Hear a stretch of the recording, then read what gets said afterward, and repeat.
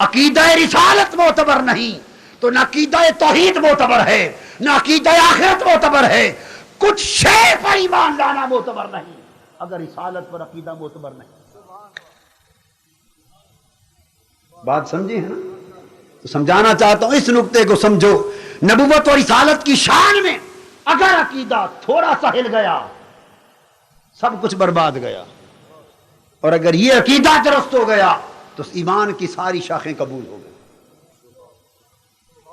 لہذا مومن یعنی کافر بھی اسی نقطے سے بھٹکنے سے ہوئے، مشرک بھی یہیں سے ہوئے، کافر بھی اسی نقطے سے بھٹکے تو ہو گئے کافر، اسی نقطے سے بھٹکے تو مشرک ہو گئے، اسی نقطے سے بھٹکے منافق ہو گئے، اسی نقطے کو سمجھے تو مومن ہو گئے۔ سارے طبقے کافر، مشرک، منافق، مومن اسی دائرے کے ارد گرد گھومتے رہے۔ یہ بڑی اہم بات ہے، اس کو یاد بھی رکھ لیں اور زندگی بھر اپنے پلے میں باندھے رکھیں۔ بڑی اہم بات جو بتا رہا ہوں۔ کتنے طبقے ہوئے؟ کافر، بولیے، مشرک، منافق اور مومن، چار۔ کافر، مشرک، منافق اور مومن، چار طبقے۔ آئیے اب قرآن مجید کے حوالے سے اور اس کا نچوڑ عرض کریں۔ رسالت و نبوت کی شان میں وہی فضیلت اور وہی مثلیت، اسی تعلق کو جو نہ سمجھے وہ بہک گئے، جو سمجھ گئے وہ مومن ہو گئے۔ کافر کیسے ہوئے؟ بڑی اہم بات، وہ لوگ، ہر نبی اور ہر رسول زمانے میں لوگوں کے سامنے آئے، جن لوگوں نے ہر نبی میں کی ذات میں فضیلت بھی تھی اور بولیے مثلیت بھی تھی، ساری تقسیم اسی پر ہے، فضیلت بھی تھی اور مثلیت بھی تھی۔ دہرا لیں، یعنی فضیلت سب سے اونچا ہونا، مثلیت ایک جیسا لگنا، دونوں شانیں تھی۔ کافر کون ہوئے؟ جنہوں نے نبی کی فضیلت کا انکار کر دیا اور فقط مثلیت کا اقرار کیا، وہ کافر ہو گئے۔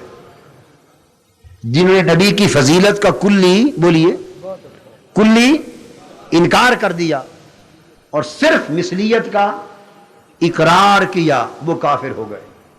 قرآن مجید میں ہے، جب انبیاء علیہ السلام آتے تو جو کافر ہو گئے وہ کہتے، لوگوں اس پر ایمان نہ لانا، یہ تو اور کچھ بھی نہیں ہے، بس تمہارے جیسا بشر ہی ہے۔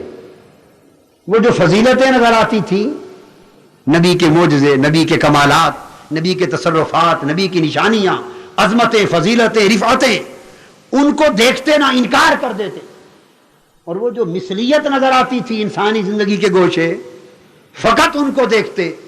تو جب صرف مثلیت کا اقرار کرتے اور فضیلت کا کلی انکار کرتے، وہ کافر ہو گئے۔ ما نراکا الا بشرا مثلنا، نبی سے کہتے ہم آپ کو تو سوائے اپنی جیسے بشر کے اور کچھ دیکھتے ہی نہیں، آپ کیا ہیں، ہمارے جیسے بشر ہی تو ہیں۔ سو جنہوں نے فضیلت کا انکار کیا اور فقط مثلیت کا اقرار کیا، کافر ہو گئے۔ اس کے بعد دوسرا ٹولہ مشرک ہو گیا۔ مشرک وہ ہوئے جنہوں نے اس کے برعکس صرف فضیلت کا اقرار کیا اور مثلیت کا کلی انکار کر دیا۔ جنہوں نے صرف فضیلت کا اقرار کیا اور مثلیت کا بالکل انکار کر دیا، وہ مشرک ہو گئے۔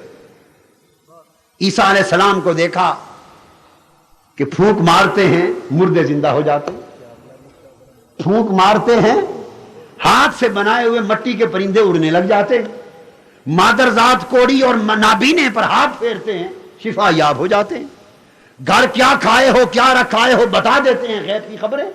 یہ سارے ابواب فضیلت کے تھے، بڑی توجہ سے سمجھیں اس بات کو۔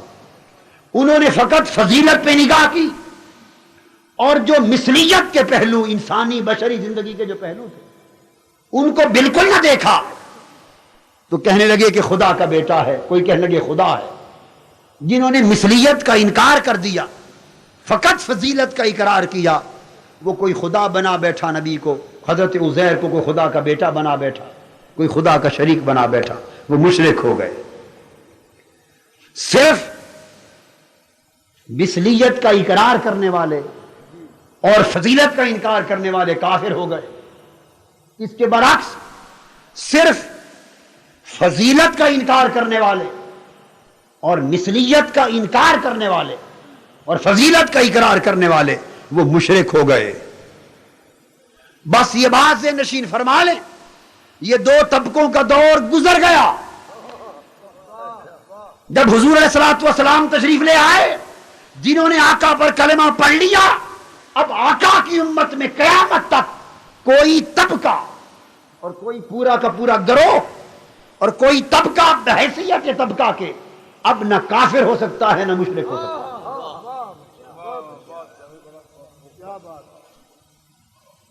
کوئی طبقہ، انفرادی فعل کا ہر کوئی ذمہ دار ہے. انفرادی طور پر اگر کسی نے کفر بکا، ضروریات دین کا انکار کیا، گستاخی کی، وہ کافر ہوا. ہر شخص اپنے انفرادی فعل کا ذمہ دار ہے، اپنے عقیدے کا. مگر جیسے کافر تھے ما نراک الا بشرا مثلنا، نہ وہ رہے، اور وقالت الجہود عزیر ابن اللہ، نہ وہ رہے. کافر اور مشرک کے دور گزر گئے. اب انفرادی طور پر لوگ ہیں، مگر جب آقا کی امت بن گئی، اب حضور کی امت میں کوئی طبقہ نہ کافر ہوگا نہ حضور کی امت میں کوئی طبقہ مشرک ہوگا. حتیٰ کہ آقا دو جہاں صلی اللہ علیہ وآلہ وسلم نے امت کو خوشخبری سنا دی. صحیح بخاری میں ہے، فرمایا لوگو میں دنیا سے جا رہا ہوں اور تمہیں بتا رہا ہوں کہ جانے کے بعد مجھے تمہارے بارے میں مشرک ہو جانے کا کوئی خوف نہیں. اب میری امت مشرک نہیں ہوگی، شرک میں مبتلا نہیں ہوگی، بلکہ دنیا میں مبتلا ہو جائے گی. دنیا میں امت مبتلا ہو گئی، دنیا میں مبتلا ہو گئی. شرک کے بارے میں آقا نے بے خوفی کا اظہار فرمایا. آقا مطمئن ہو کہ مجھے کوئی خوف نہیں امت کے مشرک ہونے کا. رسول اطمینان کا اظہار فرمائے. اور آج کا کوئی مبلغ آقا کی امت کے طبقے کو مشرک کہے، اس نے رسول کے اعلان کا انکار کر دیا.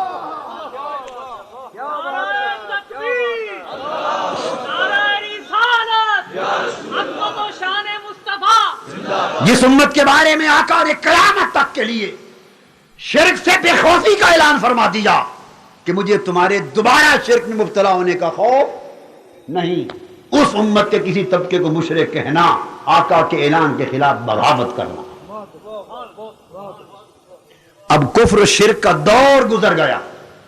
امت میں بتا رہا ہوں، امت میں اب امت میں کون ہے؟ امت میں یا مومن ہیں یا منافق، یا مومن ہیں یا، اب وہ کون ہیں یہ فرق سمجھ لیں منافق کی بات. اب ایک ترتیب سے میں دہرا دیتا ہوں تاکہ بات یاد رہے. کافر کون تھے؟ جنہوں نے فضیلت کا بالکل انکار کر دیا تھا اور مثلیت کا صرف اقرار کیا تھا. پھر مشرک کون ہوئے؟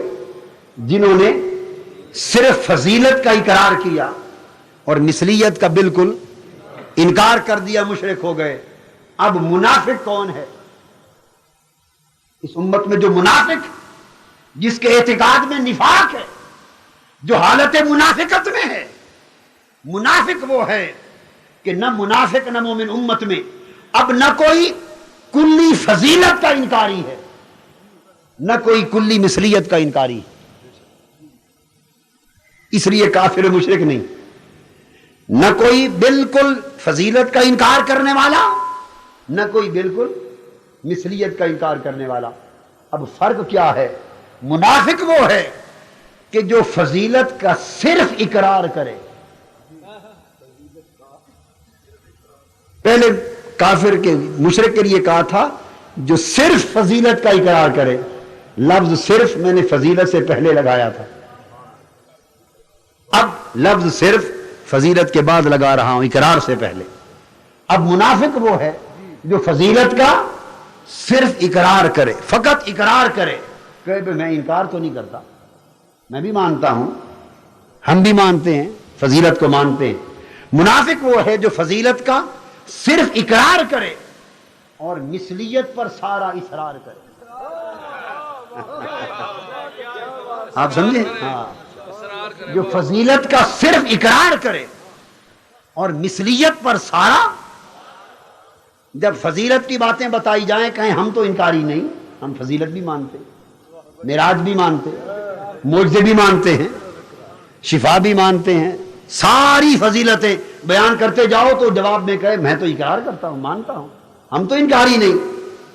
تو فضیلت کا صرف اقرار کرے بس، مگر جب تقریر کرے زور سارا مثلیت پر دے، خطاب میں اصرار سارا مثلیت پر ہو، عمر ساری لگائے پڑھنے پڑھانے درس اور واز میں، دلیلیں نکال نکال کے لائے مثلیت ثابت کرنے کے لیے، زور اور اصرار سارا مثلیت پر رکھے، اور فضیلت کی بات آئے تو صرف اقرار کرے. تو دوستو جس کا زور بیان اور اصرار مثلیت پر رہے اور فضیلت کا صرف اقرار رکھے، جان لو وہ منافق ہے. اور مومن کی پہچان یہ ہے کہ جو مثلیت کا صرف اقرار کرے، مثلیت کا صرف اقرار کرے، زور اور اصرار سارا فضیلت پر کرے.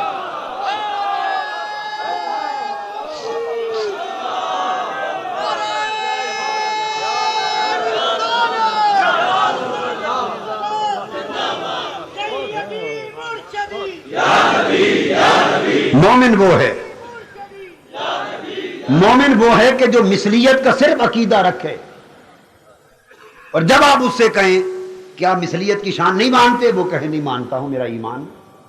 جب قرآن مجید میں آ گیا قل انما انا بشر مثلکم، کون مسلمان انکار کر سکتا؟ مثلیت کا فقط اقرار کرے، بولیے مثلیت کا فقط، اور بس جب اقرار کر لیا نفی، شرک کی نفی ہو گئی، اس سے زائد ضرورت نہیں ہے. جب مثلیت کا اقرار کر لیا شرک کا رد ہو گیا، شرک کا رد ہو گیا، توحید میں داخل ہو گیا، آگے کی ضرورت ہی نہیں. مثلیت کا اقرار فقط اس لیے تھا کہ شرک نہ ہو. عزیر کو خدا کا بیٹا بنا بیٹھے علیہ السلام، حضرت عیسیٰ علیہ السلام کو خدا یا خدا کا بیٹا بنا بیٹھے مثلیت کا انکار کر کے. تو مثلیت کا فقط اقرار کرے، مانے، تاکہ آقا کو مخلوق مانے، آقا کو رسول مانے، اللہ کا برگزیدہ بندہ اور محبوب مانے، نہ خدا مانے، نہ خدا کا بیٹا مانے، نہ خدا کا جز مانے، نہ خدائی میں شریک مانے. جب مثلیت کا اقرار ہو گیا شرک رد ہو گیا، اور باقاعدہ ساری زندگی سارا زور اور اصرار فضیلت کے بیان پر لگاتا رہا. جب بیان کرے فضیلت بیان کرے، جب زور لگائے فضیلتیں بیان کرے، جب خطاب کرے فضیلت کو موضوع بنائے. تو دوستو ایمان کی پہچان یہ ہے کہ ساری زندگی اس کا موضوع، اس کا اصرار مصطفیٰ کی فضیلت رہے، اور مثلیت کا فقط اقرار داخل رہے. بس جو شخص عمر بھر سارا اصرار فضیلت پہ کرتا رہے اور اقرار مثلیت کا رکھے، اس کی پہچان ایمان کی، اسے مومن جانو. بولیے اسے مومن جانو. قرآن مجید نے حضور علیہ السلام کی شان اقدس کے حوالے سے دیکھیے دو رنگ دکھائے ہیں اللہ پاک نے. مثلیت میں تواضع ہوتی، بیان مثلیت میں بولیے کیا ہوتا ہے؟ تواضع، اور بیان فضیلت میں بلندی ہوتی. یہ مثلیت کے بیان امت کو سیرت عطا کرنے کے لیے، امت کو اسوہ پاک دینے کے لیے، معیار اخلاق دینے کے لیے، شرک سے نکالنے اور اسوہ اور سیرت اور نمونہ زندگی عطا کرنے. اس لیے ایک نقطہ یاد رکھیں، علمی نقطہ ہے، مثلیت کا جتنا بیان ہے قرآن اٹھا کے دیکھ لیں الحمد سے والناس تک، وہ آقا کی طرف سے ہوا ہے، آقا کی طرف سے ہوا ہے. خدا کی طرف سے مثلیت کا بیان کہیں نہیں ہوا. فضیلت کے سارے بیان قرآن نے خدا نے کیے، مثلیت کا اظہار ہر جگہ حضور نے خود کیا. مثلیت کے بیان سے آقا مقام عبودیت پر کھڑے نظر آتے ہیں، اور فضیلت کے بیان سے شان محبوبیت پہ کھڑے نظر آتے ہیں. اللہ نے حضور کو عبد بنایا اور اپنا محبوب بھی بنایا. عبدیت کا تقاضا تھا کہ جب خدا کے حضور کھڑے ہوں اور بندگی کے مقام پر ہوں اور مثلیت کی شان سے بولیں اور امت کو اسوہ اور سیرت تجربہ عطا کرنا مقصود ہو اور مقام ابدیت پر کھڑے ہوں تو تقاضا ابدیت کا یہ تھا کہ خدا کے حضور پیش ہوں تو یہی کہیں ما ادری ما یفعل بی ولا بکم، ڈرتے ہوئے کہیں لوگوں مجھے پتہ نہیں میرے ساتھ کیا ہوگا اور تمہارے ساتھ کیا ہوگا۔ یہ تقاضا ابدیت محمدی تھا، امت کے لیے سبق تھا اسوا کا، جب ابدیت کے مقام پر کھڑے ہوں کہیں ما ادری، لوگوں مجھے معلوم نہیں کیا ہوگا میرے ساتھ، کیا ہوگا تمہارے ساتھ۔ جب خدا حضور کو مقام محبوبیت پر کھڑا کرے، ابدیت سے کی زبان سے حضور بولے ما ادری کہیں، اور محبوبیت کے مقام پر جب رب بولے کہے وَلَا سَوْفَ يُعْطِيكَ رَبُّكَ فَتَرْضَىٰ، محبوب خدا کی کہے مجھے اپنی عزت کی قسم قیامت کے دن تیرا تخت میرے تخت کے ساتھ ہوگا۔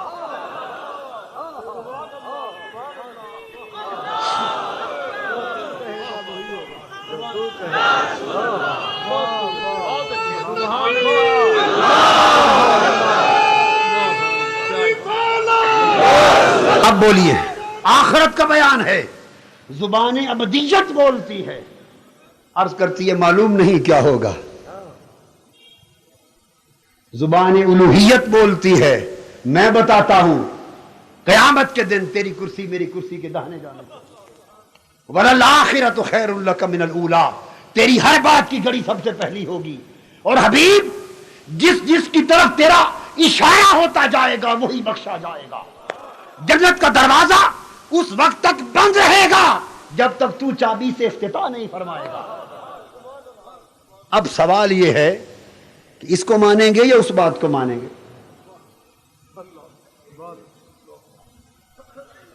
کس کو مانیں گے؟ اس پر ایمان رکھیں گے کہ فرمایا مجھے پتہ نہیں کیا ہوگا؟ آپ کو یہ سمجھ آ گئی کہ پتہ نہیں کیا ہوگا تو خود رب جو بتا رہا ہے کہ محبوب تیری شفاعت پہ ساروں کا گزارا ہوگا، بخشش تیرے اشاروں پہ بٹے گی، تیری کرسی شفاعت کے مقام محمود پر ہوگی، اور کیا بتانا رہ گیا کہ کیا ہوگا؟ تو نکتہ کیا ہے میں یہ سمجھانا چاہتا ہوں، مقام ابدیت پر آقا بولے تو کہیں لو کنت اعلم الغیب لاستکثرت من الخیر، اگر میں غیب جانتا تو مجھے کوئی نقصان نہ پہنچتا، کوئی نقصان نہ پہنچتا۔ آقا خود زبان ابدیت سے بولے، یوں فرمائے رب محبوبیت کو آشکار کرنے کے لیے زبان الوہیت بولے تو کہے وما ہوا علی الغیب بدنین، یہ غیب بتانے میں بخل نہیں کرتا، جو چاہو مصطفیٰ بتاتا ہے۔ کون سی آیت کو نکال دو گے قرآن سے؟ اب میں سمجھا دیتا ہوں حل کیا ہے۔ حل کیا ہے؟ یہ جتنے کلام یہ میں نے دو نمونے دیے ہیں، پورے قرآن کو اس نمونے پہ طے کر لیں۔ اب ہم حل کی طرف آتے ہیں۔ امت مفت میں جھگڑوں میں کھو گئی، فساد و خرابات میں کھو گئی، کوئی تعارض کوئی جھگڑا نہ تھا دین میں، ہم نے اپنی بدبختی سے جھگڑا بنا ڈالا۔ بات فقط اتنی تھی کہ آقا جب ابدیت کے مقام پر بولتے تو تقاضا ابدیت یہ تھا کہ حضور اپنی مثلیت کو اجاگر کرتے رہیں،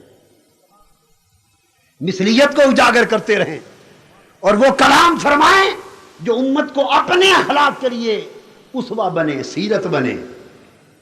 آقا کلام کریں ابدیت کے مقام پر، اپنی نفی کریں، اور رب کریم زبان الوہیت جب بولے تو آپ کو مقام محبوبیت پہ کھڑا کر کے آپ کی فضیلت کو اجاگر کرے، لوگوں کو کہیں لوگوں سب کچھ یہی ہے۔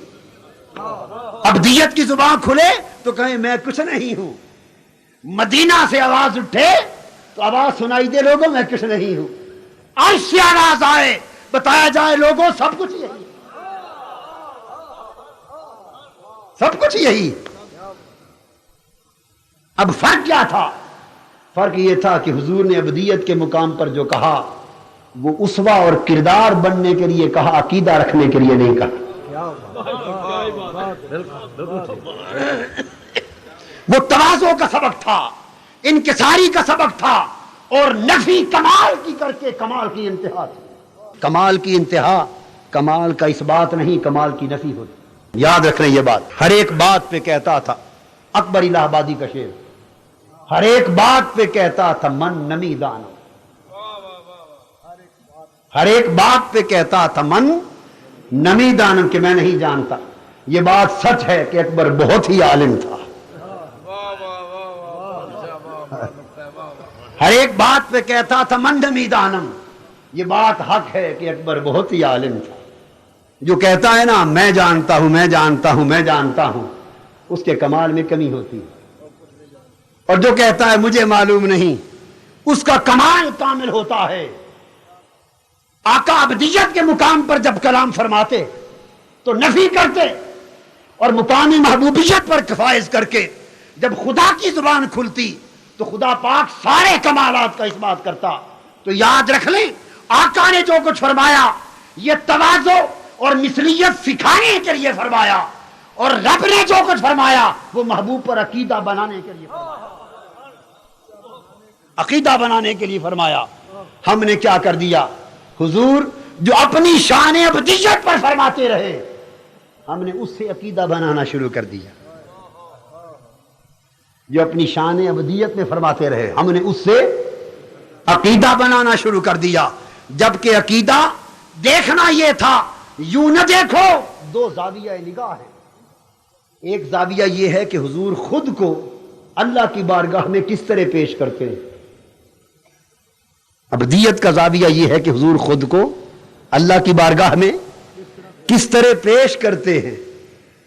اور فضیلت کا زاویہ محبوبیت کا یہ ہے کہ رب خود کو حبیب رب اپنے حبیب کو ہمارے سامنے کیسے پیش فرماتا, حضور خود کو کیسے پیش کرتے ہیں.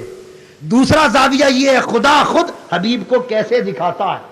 حضور کا حق ہے وہ ابدیت میں, نفی کمال میں, تقاضا مثلیت میں, خدا کے حضور تواضع میں, انکساری میں, زہد میں, جس طرح چاہیں خدا کے حضور پیش کریں. وہ آقا کا حق تھا, امت تیرا حق نہ تھا. وہ آقا کا حق تھا خود کو جیسے چاہیں اپنے مولا کے حضور پیش کریں, مگر اے امتی وہ تیرا حق نہیں. تیرا حق کیا ہے, دیکھ رب حبیب کو کیسے پیش فرماتا, رب حبیب کو کیسے پیش فرماتا ہے. رب کا پیش فرمانا یہ ہے جدھر آقا چلتے ہیں خدا گلیوں کی قسمیں کھاتا ہے. سراج منیر کہتا ہے فضیلتیں عطا کرتا ہے, منصب دیتا ہے. من یطع الرسول فقد اطاع اللہ, حبیب جو تیرا حکم مانے اس نے میرا حکم مانا. قل ان کنتم تحبون اللہ فاتبعونی یحببکم اللہ, جو تیری غلامی کا پتہ گلے میں ڈالے وہ میرا محب اور محبوب بن گیا. محبوب لا تقدموا بین یدی اللہ ورسولہ, اللہ اور اللہ کے رسول سے آگے بڑھا نہ کرو. یعنی جو رسول کے عمل پر پہل کی کوشش کرے وہ رسول کا بے ادب نہیں, خدا کا بے ادب, اور جو رسول کا ادب کرے وہ خدا کا ادب کرتا ہے. ان الذین یبایعونک انما یبایعون اللہ, جو رسول کے ہاتھ پر بیعت کرتا ہے وہ رسول کے ہاتھ پر نہیں خدا کے ہاتھ پر بیعت کرتا ہے. واللہ ورسولہ احق ان یرضوہ, اللہ اور اس کا رسول حقدار ہیں کہ اسے راضی کیا جائے. ذاتیں دو ہیں مگر ضمیر واحد کی ہے, یرضوہ, اسے راضی کیا جائے. باری تعالیٰ بات تو تیرے اور تیرے حبیب کی دو کی ہے, تو کہنا چاہیے تھا یرضوہما, حقدار ہیں کہ ان دونوں کو راضی کیا جائے. اپنی اور اپنے حبیب کی دو کی بات کی اور فرمایا یرضوہ, حقدار ہیں کہ اسے راضی کیا جائے. دو کی بات ہو تو انہیں کہتے ہیں, اسے نہیں کہتے. تو دو کی بات ہے, واحد کی ضمیر کیوں استعمال کی؟ فرمایا اس لیے کہ مثلیت سے مغالطہ کھا جانے والوں میرے حبیب کا مقام اس کی زبان ابدیت سے نہ سمجھو, میرے حبیب کا مقام میری زبان الوہیت سے سمجھو. میں کیسے بتا رہا ہوں, میرا فرمان یہ ہے, میں نے اس لیے کہا کہ اسے راضی کریں کہ میری رضا کو تلاش کرنے والوں, مجھے میری عزت کی قسم, میری رضا کہیں نہیں ہے, مصطفیٰ کی رضا میں ہے. میرے حبیب کو راضی کر لو, میں راضی ہو گیا. میری اطاعت کہیں اور نہیں ہے, مصطفیٰ کی اطاعت کی نام ہی میرا اطاعت ہے. حبیب کی محبت کا نام ہی میری محبت ہے. حبیب کی فرما برداری کا نام میری فرما برداری ہے. مصطفیٰ کی بیعت میری بیعت ہے، مصطفیٰ کا قرب میرا قرب ہے، مصطفیٰ سے دوری میری دوری ہے، مصطفیٰ کی حرمت میری حرمت ہے، مصطفیٰ کی معصیت میری معصیت ہے، من یعص اللہ ورسولہ یتعدی حدودہ، مصطفیٰ کی قربت میری قربت ہے، مصطفیٰ کا ہو جانا میرا ہو جانا ہے۔ جو مجھے پانا چاہتے ہیں سن لیں کہ میں کہیں پایا نہیں جاتا، جو مجھے پانا چاہتے ہیں میں کہیں پایا نہیں جاتا، مجھے پانے کی آرزو کرنے والوں میرے مصطفیٰ کو پالو، میں خود بخود مل جاؤں گا۔